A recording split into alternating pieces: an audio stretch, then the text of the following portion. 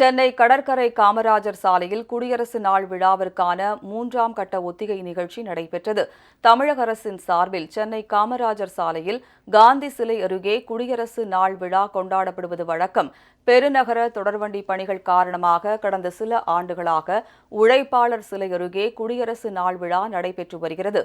இந்நிலையில் இந்த ஆண்டு குடியரசு நாள் விழாவுக்கான 3ஆம் கட்ட அணிவகுப்பு ஒத்திகை காமராஜர் சாலையில் இன்று நடைபெற்றது.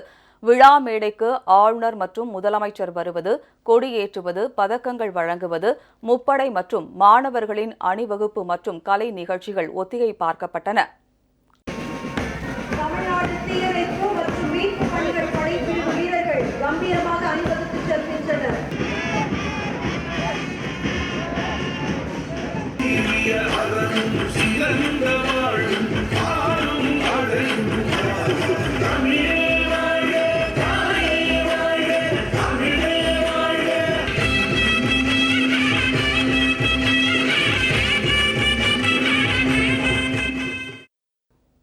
இதேபோல் புதுச்சேரி கடற்கரை சாலையிலும் குடியரசு நாள் விழாவையொட்டி முன்னாள் ராணுவத்தினர், காவல்துறை, தேசிய மாணவர் படையினரின் அணிவகுப்பு ஒத்திகை நிகழ்ச்சி நடைபெற்றது. இதனிடையே குடியரசு நாள் விழாவையொட்டி சென்னையில் 15,000 காவலர்கள் பாதுகாப்பு பணியில் ஈடுபட உள்ளனர்.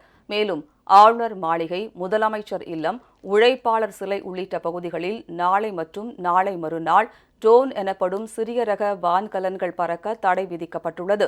இந்நிலையில் டெல்லியில் நடைபெறும் குடியரசு நாள் விழாவில் சிறப்பு விருந்தினராக பங்கேற்பதற்காக இந்தோனேஷிய பிரபோவோ சுபியாண்டோ நேற்றிரவு இந்தியா வந்தார்.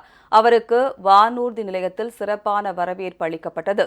இதனிடையே குடியரசு நாள் விழாவையொட்டி தலைநகர் டெல்லியில் பாதுகாப்பு ஏற்பாடுகள் தீவிரப்படுத்தப்பட்டுள்ளன. ஊர்திகள் அனைத்தும் பலத்த ஆய்வுக்கு பிறகே அனுமதிக்கப்படுகின்றன.